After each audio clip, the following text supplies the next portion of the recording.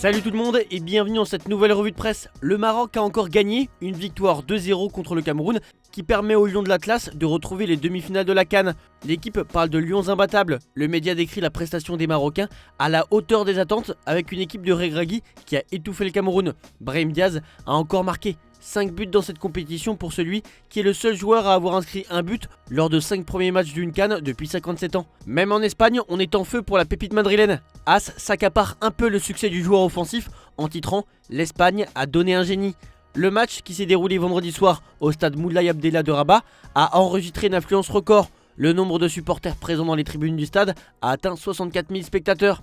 Côté camerounais, on est forcément triste. Mais Samuel Eto'o, président de la fédération, a su trouver les bons mots dans le vestiaire en promettant à ses troupes qu'il reviendrait gagner cette coupe la prochaine fois.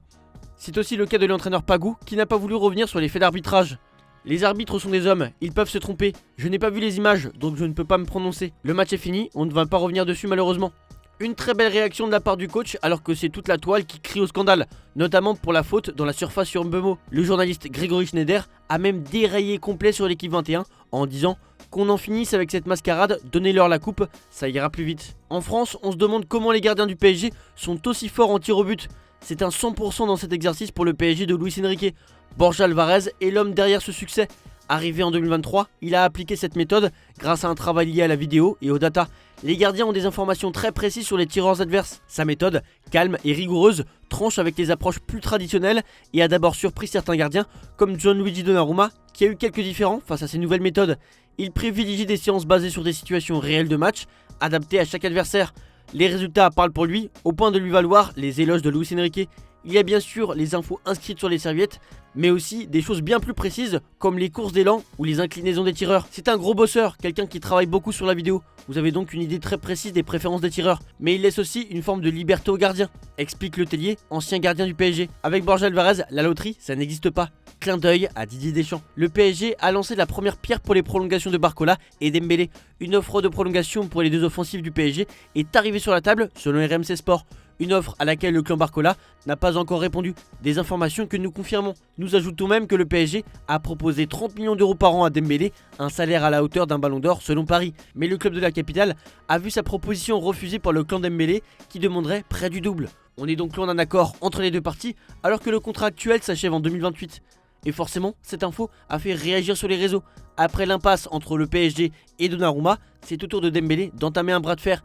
Et ça ne plaît pas à certains supporters qui privilégient l'institution plutôt qu'un joueur, même si on parle du Ballon d'Or et de celui qui a ramené la première Ligue des Champions au club. On va parler d'un autre Français qui, pour le coup, a souvent tout ce qu'il veut quand il demande quelque chose.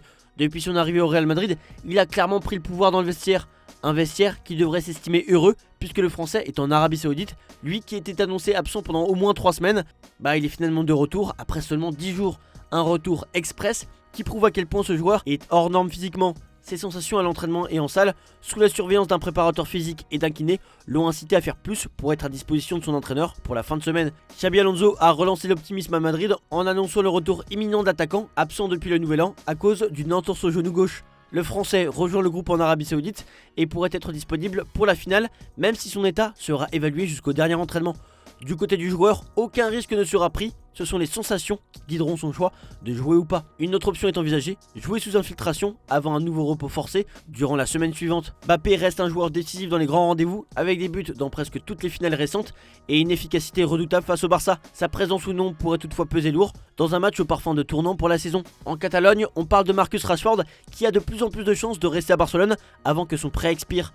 Selon Sport, le club dispose d'une option d'achat fixée à 30 millions d'euros et le club espagnol souhaite que Marcus Rashford, auteur de 7 buts et 11 passes décisives en 26 apparitions cette saison, puisse porter le maillot blaugrana lors de la saison 2026-2027. Toujours dans Sport, on apprend que Joao Cancelo passera sa visite médicale à Barcelone aujourd'hui avant de signer le contrat qui lui permettra de faire son grand retour au Barça.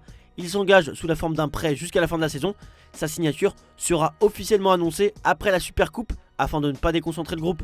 Désireux de libérer de la masse salariale pour se renforcer, le FC Barcelone envisage un prêt de Marc-André ter Stegen à Gérone jusqu'à la fin de la saison. Si les deux clubs catalans sont en discussion pour le gardien allemand, Marc Bernal est un autre joueur susceptible de rejoindre Gérone d'après la Cadena Copé. Après sa grave blessure au ligament la saison dernière, il a besoin de temps de jeu et un transfert cet hiver n'est pas à exclure car le retour de Gavi pourrait renforcer un poste déjà bien fourni.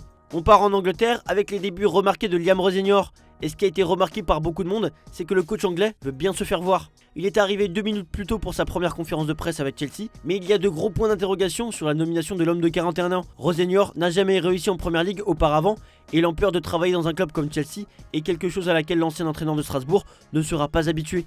Mais globalement, il s'est bien débrouillé, en répondant à toutes les questions de manière positive. Avant de partir, il a même serré la main de la plupart des journalistes présents dans la salle. Mais on le sait, seuls les résultats parleront pour lui. Être gentil avec les journalistes ne suffira pas. Arsenal, au contraire du PSG, a réussi à convaincre son joueur phare de signer une prolongation. C'est Bukayo Saka qui a accepté une prolongation de 5 ans, selon le Daily Mail. Cette prolongation ferait de lui le plus gros salaire d'Arsenal, avec environ 16 millions d'euros par an. L'attaquant anglais de 24 ans était sous contrat jusqu'en 2027, mais est maintenant engagé dans son nouveau club d'enfance jusqu'en 2031. Un nouvel accord qui devrait lui rapporter plus de 80 millions d'euros pendant cette période.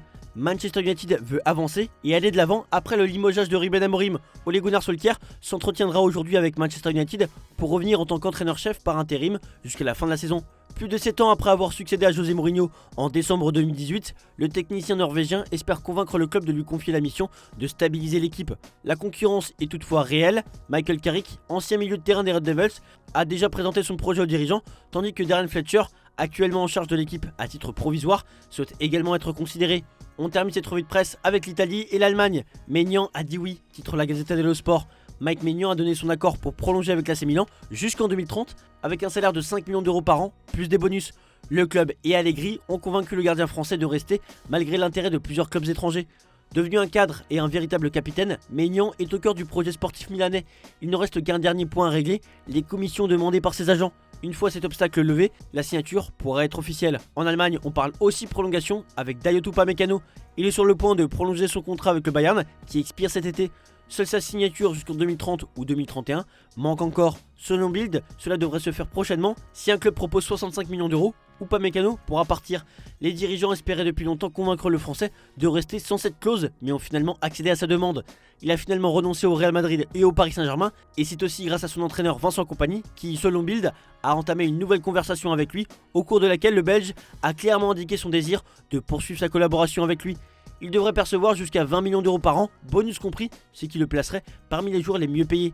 Cet hiver, certains clubs sont inspirés à l'idée de faire de belles affaires sur le marché des transferts. C'est notamment le cas de Naples, champion d'Italie en titre. Le club italien aspire à remporter à nouveau le Calcio dans quelques mois. En ce sens, le club vise un renfort offensif cet hiver. Et à en croire les informations de ESPN Brésil, le Napoli offre 30 millions d'euros pour s'offrir à Alan. Non pas l'ancien milieu de terrain brésilien de Naples, mais un attaquant de 21 ans qui évolue du côté de Palmeiras. Repéré par Newcastle et le Zénith, Alan ne devrait pas filer car son club est réticent à le faire partir selon le média brésilien. La Lazio vient de confirmer l'arrivée de Kenneth Taylor, la nouvelle recrue en provenance de l'Ajax Amsterdam, pour un montant de 17 millions d'euros. Voilà, c'est tout pour aujourd'hui. Bonne journée à tous, merci pour votre fidélité et on se retrouve demain pour de nouvelles vidéos sur Foot Mercato. Ciao ciao.